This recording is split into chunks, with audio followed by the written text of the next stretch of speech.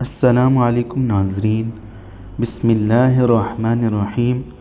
قارون کا قصہ دراصل محض ایک شخص کی کہانی نہیں بلکہ مال، غرور، حسد اور انجام کی مکمل تصویر ہے۔ علم بھی رکھتا تھا، دولت بھی بے حساب تھی، مگر اس سب کے باوجود اس کا دل شکر اور عاجزی سے خالی تھا۔ اس کی سب سے بڑی بیماری یہ تھی کہ وہ ہر نعمت کو اپنی عقل، اپنی تدبیر اور اپنی محنت کا نتیجہ سمجھتا تھا اور اللہ تعالیٰ کے فضل کا انکار کرتا تھا۔ قارون حضرت موسیٰ علیہ السلام کا چچا زاد بھائی تھا، جس کا قصہ مشہور و معروف ہے۔ قرآن پاک میں سورہ قصص کا 8واں رکوع سارے کا سارا اسی کے قصے کے بارے میں ہے، جس کا ترجمہ یہ ہے کہ قارون حضرت موسیٰ علیہ السلام کی برادری میں سے ان کا چچا زاد بھائی تھا، سو وہ کثرت مال کی وجہ سے ان لوگوں کے مقابلے میں تکبر کرنے لگا۔ جب وہ اپنی شان و شوکت کے ساتھ لوگوں کے سامنے نکلتا، ریشمی لباس پہنے خادموں کے جھرمٹ میں، تو کمزور ایمان والے لوگ اسے دیکھ کر آہیں بھرتے اور کہتے کہ کاش ہمیں بھی ایسی ہی زندگی نصیب ہوتی، مگر اہل علم اور صاحب بصیرت لوگ جانتے تھے کہ یہ سب عارضی دھوکہ ہے۔ وہ سمجھاتے تھے کہ اصل کامیابی تو صبر، ایمان اور نیک عمل ہے، نہ کہ سونے کے ڈھیر میں۔ اللہ پاک فرماتے ہیں کہ اور ہم نے اس کو اس قدر خزانے دیے تھے کہ ان کی کنجیاں کئی کئی زور آور شخصوں کو گراں بار کر دیتی تھیں، یعنی ان سے بامشکل اٹھتی تھیں۔ اور جب خزانوں کی کنجیاں اتنی تھیں تو ظاہر ہے کہ خزانے تو بہت ہی ہوں گے۔ اور اس نے یہ تکبر اس وقت کیا تھا جب کہ اس کو اس کی برادری نے، حضرت موسیٰ علیہ السلام وغیرہ نے سمجھانے کے طور پر کہا کہ تو اس مال و دولت پر اترا مت، واقعی اللہ تعالیٰ اترانے والوں کو پسند نہیں کرتا، اور تجھ کو خدا تعالیٰ نے جتنا دے رکھا ہے اس میں عالم آخرت کی بھی جستجو کیا کر، اور دنیا سے اپنا حصہ آخرت میں لے جانا فراموش نہ کر۔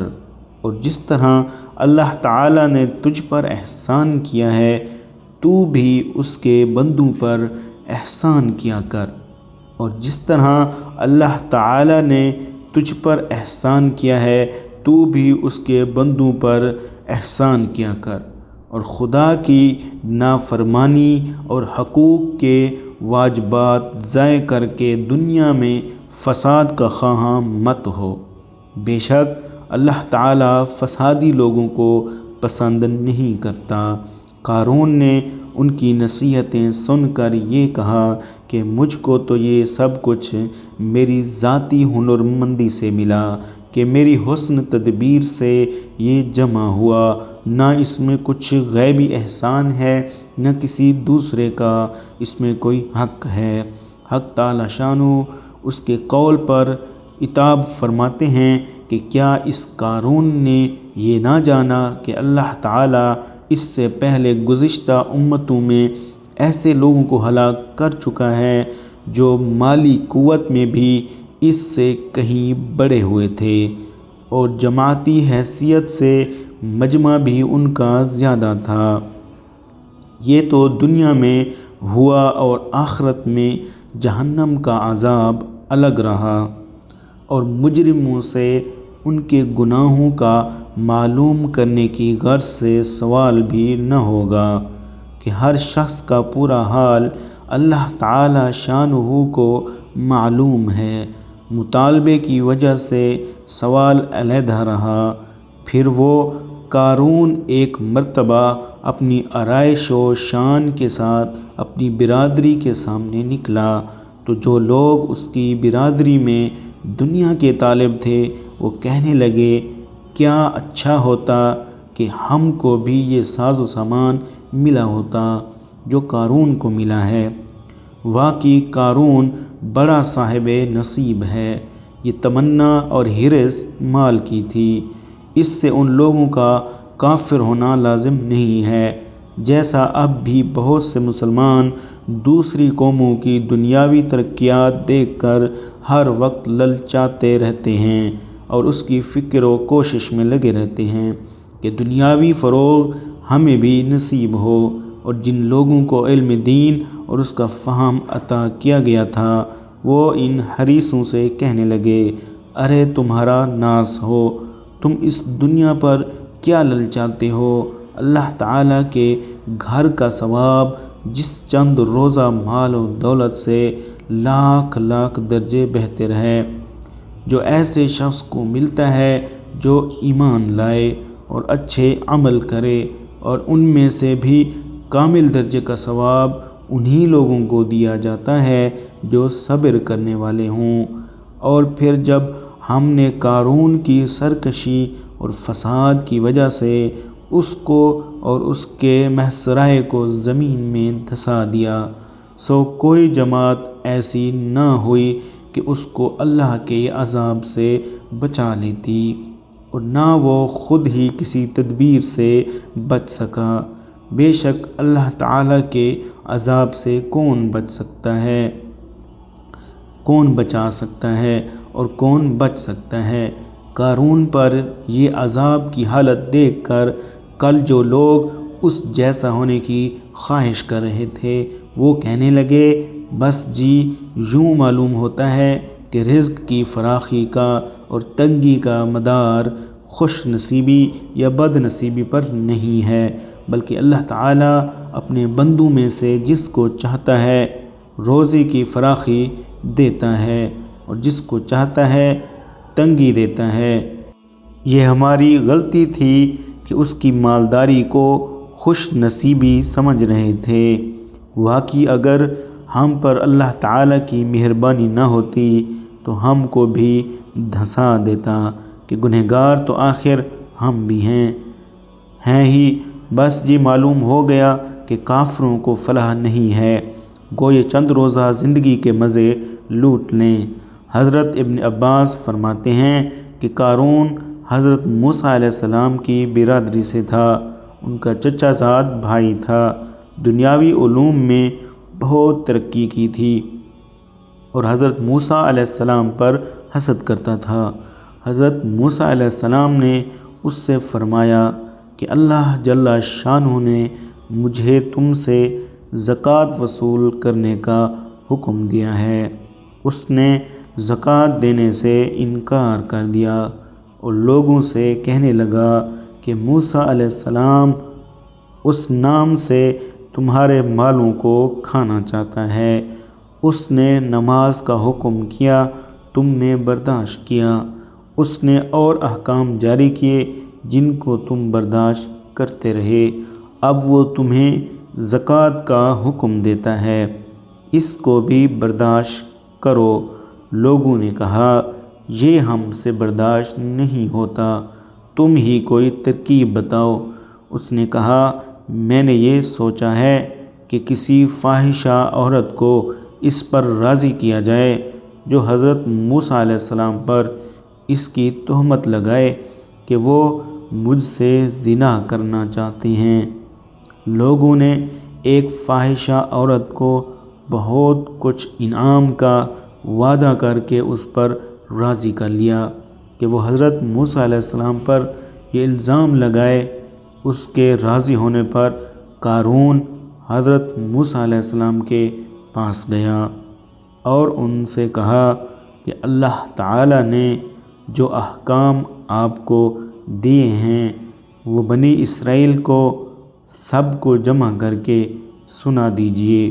حضرت موسیٰ علیہ السلام نے اس کو پسند فرمایا اور سارے بنی اسرائیل کو جمع کیا، اور جب سب جمع ہو گئے تو حضرت موسیٰ علیہ السلام نے اللہ تعالیٰ کے احکام بتانے شروع کیے کہ اس کی عبادت کرو کسی کو اس کا شریک نہ کرو، صلہ رحمی کرو اور دوسرے احکام گنوائے، جن میں یہ بھی فرمایا گیا اگر کوئی بیوی والا زنا کرے تو اس کو سنسار کیا جائے۔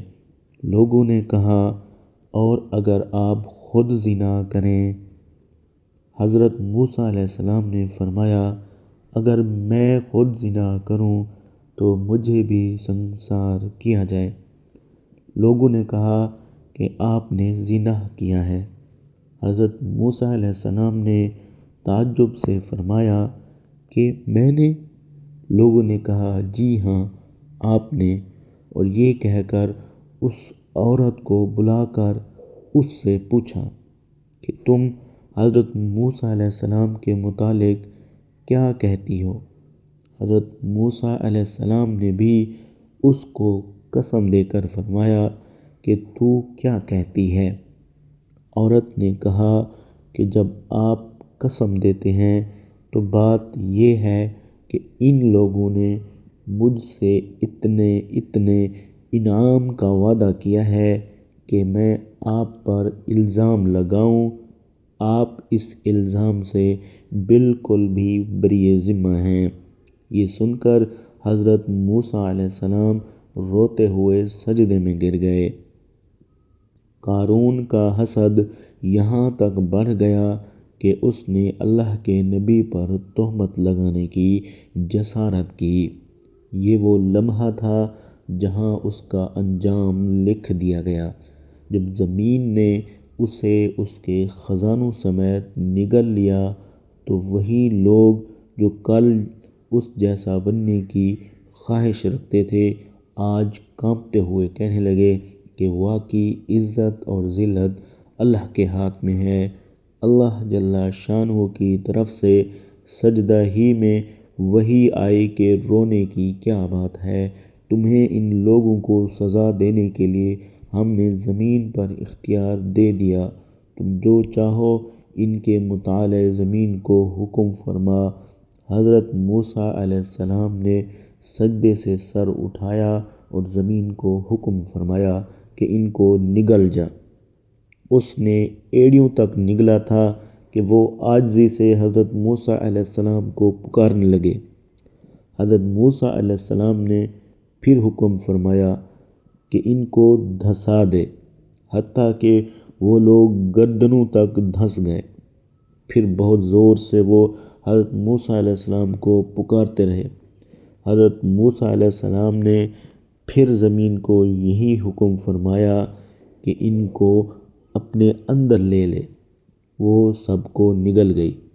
اس پر اللہ جل شانہ کی طرف سے حضرت موسیٰ علیہ السلام پر وحی نازل ہوئی کہ وہ تمہیں پکارتے رہے اور تم سے عاجزی کرتے رہے، میری عزت کی قسم اگر وہ مجھے پکارتے اور مجھ سے دعا کرتے تو میں ان کی دعا ضرور قبول کر لیتا۔